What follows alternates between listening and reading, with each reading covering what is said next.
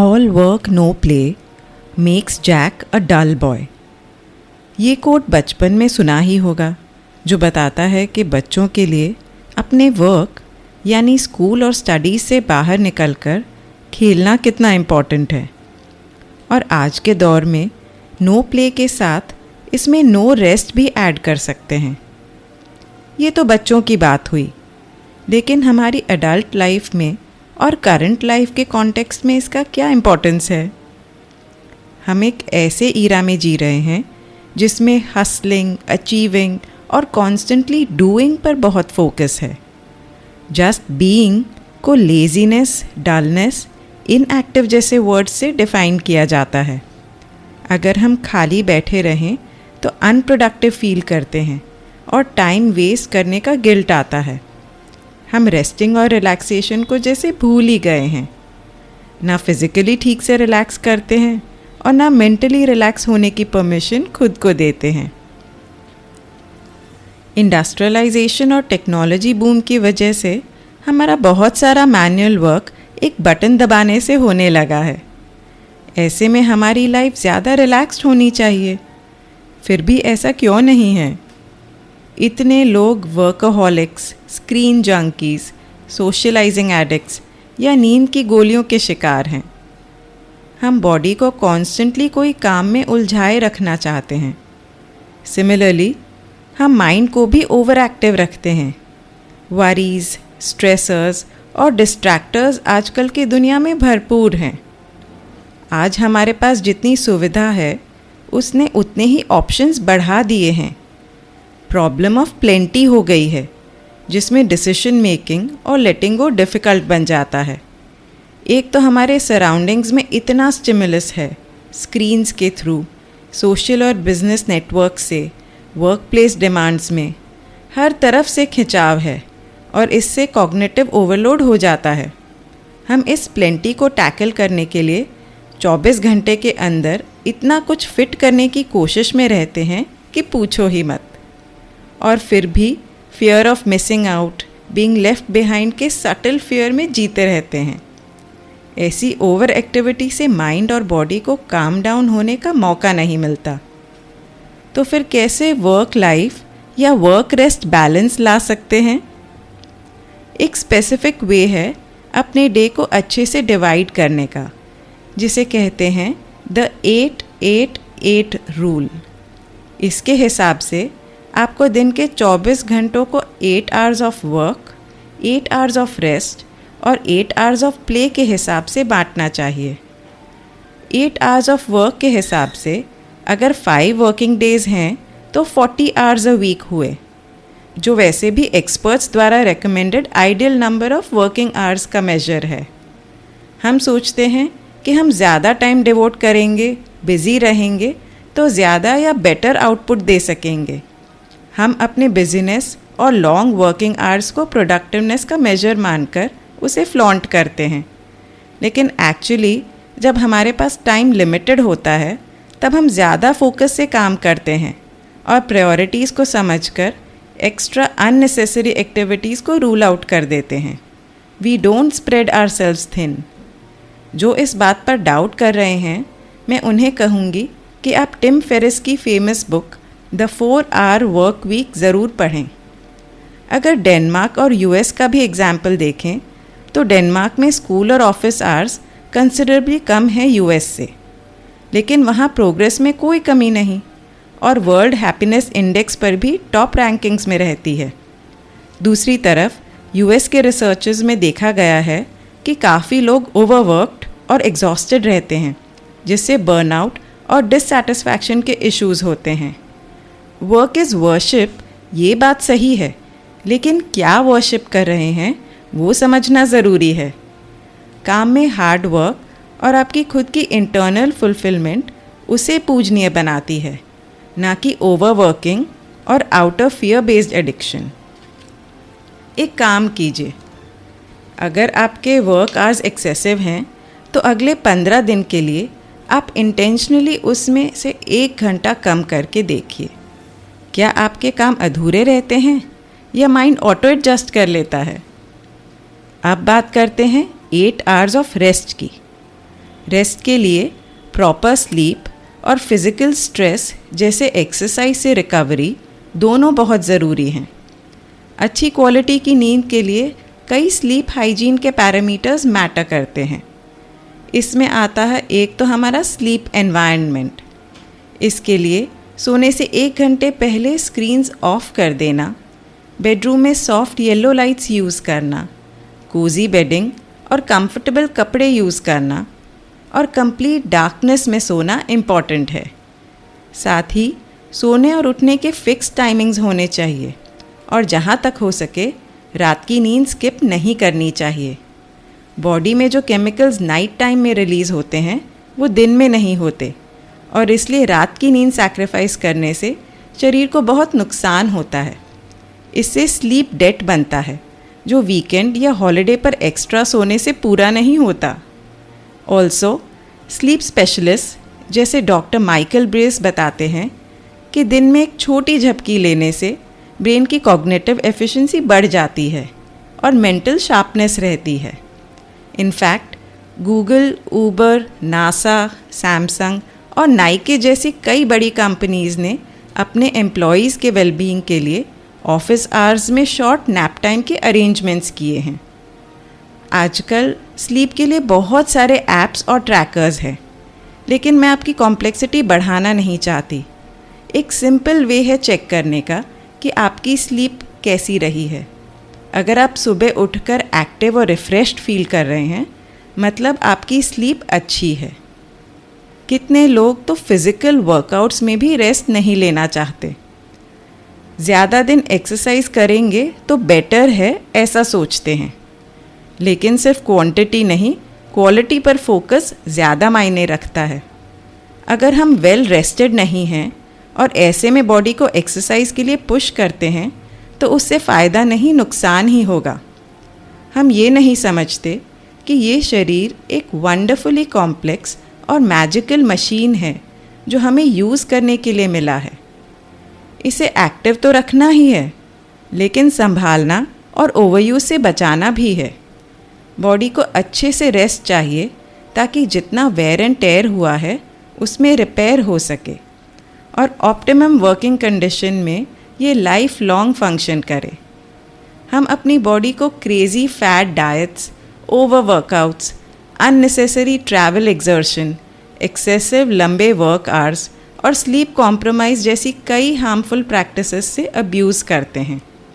हमारी बॉडी का autonomic nervous system होता है जिससे हमारे इंटरनल ऑर्गन्स और ऑर्गन सिस्टम्स जैसे कार्डियोवैस्कुलर, डाइजेस्टिव, एंडोक्रिनल वगैरह रेगुलेट होते हैं। जब हम बॉडी को ठीक से रेस्ट नहीं देते तब वो इम्बैलेंस में आ जाता है। ऑटोनॉमिक नर्वस सिस्टम के 2 पार्ट्स होते हैं, सिंपैथेटिक और parasympathetic nervous systems. Sympathetic system हमारे एक्शन ओरिएंटेड एक्टिविटीज़ के लिए रिस्पॉन्सिबल है और पैरासिम्पैथेटिक रेस्ट और डाइजेस्ट के लिए। आज के ओवर स्टिमुलेटेड एनवायरनमेंट में सिंपैथेटिक ज़्यादा फंक्शन करता है और पैरासिम्पैथेटिक अंडर डेवलप्ड रहता है।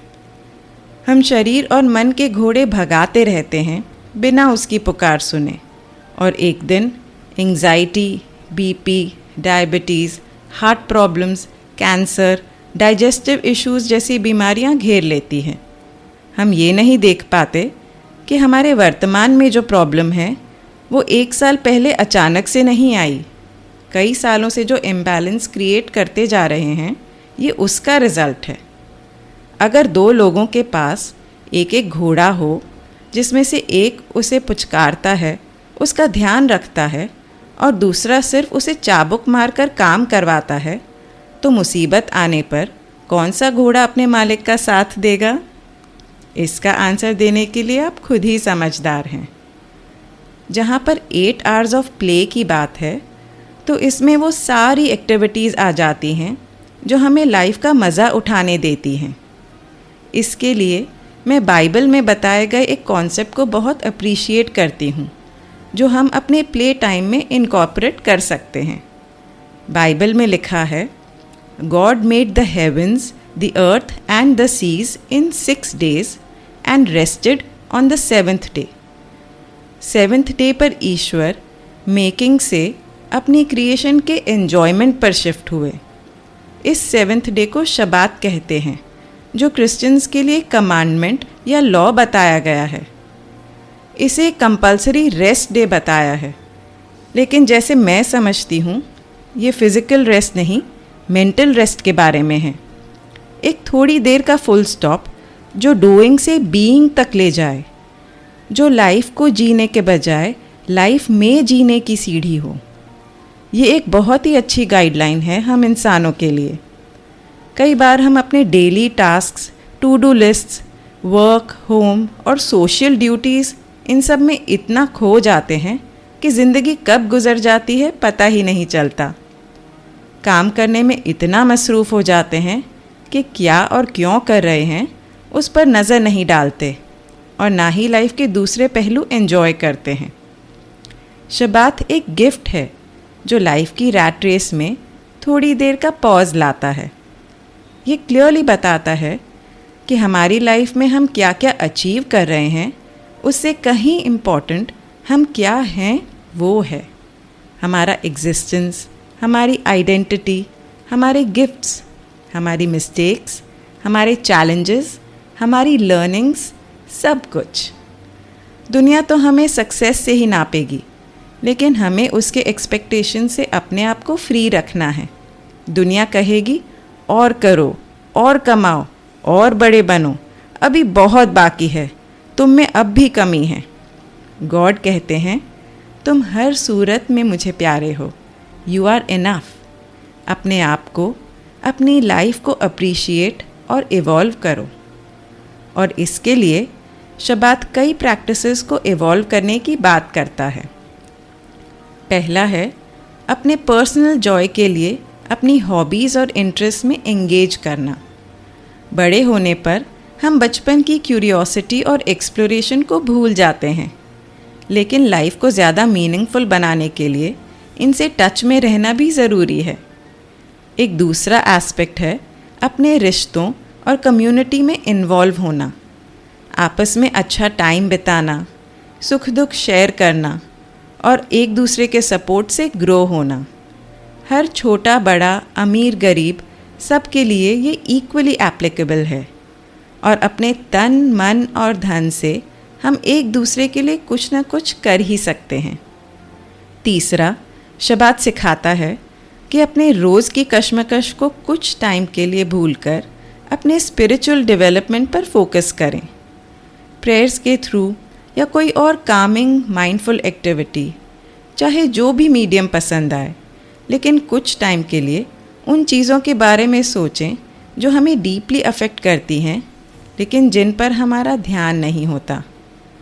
मन को शांत करके हर चीज़ में भगवान की करामात को देखने की कोशिश करें।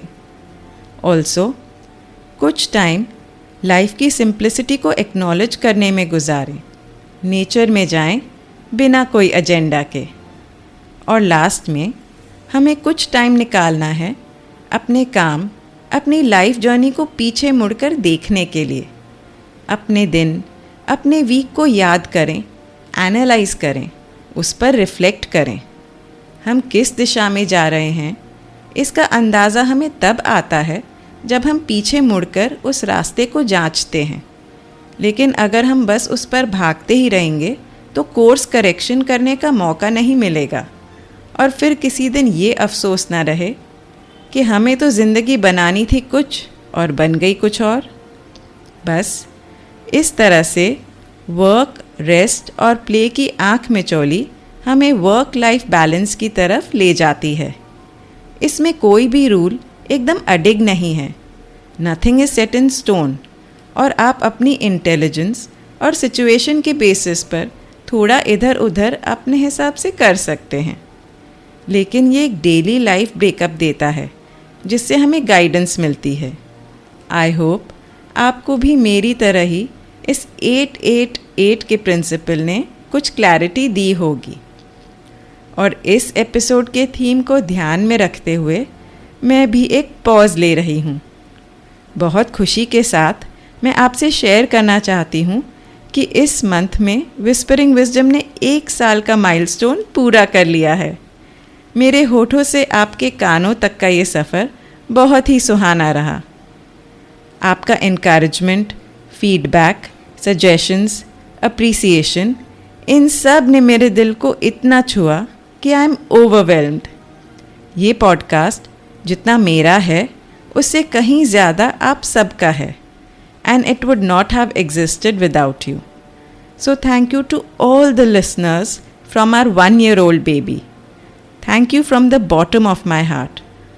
और मैं आपसे फिर से मिलूँगी सीज़न 3 में। Bye bye. इस एपिसोड को सुनने के लिए मैं आप सबको थैंक यू कहना चाहती हूँ। अगर इनमें से कुछ विचार आपको अपने से लगे, कहीं मन को छू गए, तो आप मुझे मैसेज कर सकते हैं इंस्टाग्राम या फेसबुक पर। मेरे बारे में और जानना हो तो मेरी वेबसाइट पर आप देख सकते हैं। इन सब की डिटेल्स नीचे डिस्क्रिप्शन में मेंशन की गई हैं। आप जिस भी ऐप पर मुझे सुन रहे हैं उस पर मुझे 5 स्टार रेटिंग देना मत भूलिएगा। और अगर आपको मेरी बातें अच्छी लगें तो मेरा शो सब्सक्राइब भी कीजिए। विजडम एक सागर की तरह है जिसमें जब जब हाथ डालो तब तब एक सुंदर मोती मिलता है, लेकिन उस मोती की चमक कोई एक के लिए नहीं, पूरी दुनिया के लिए है। और इसे जितना शेयर करो उतना ही इस मोती की चमक बढ़ेगी। इसलिए मेरा पॉडकास्ट अपने आसपास, अपनी फैमिली, फ्रेंड्स, कलीग्स सबके साथ शेयर कीजिए और इस विस्परिंग की चेन को बढ़ाते चलिए। अगर करनी हो जीवन को समझने की कुछ बातें तो करते रहिए मुलाकातें।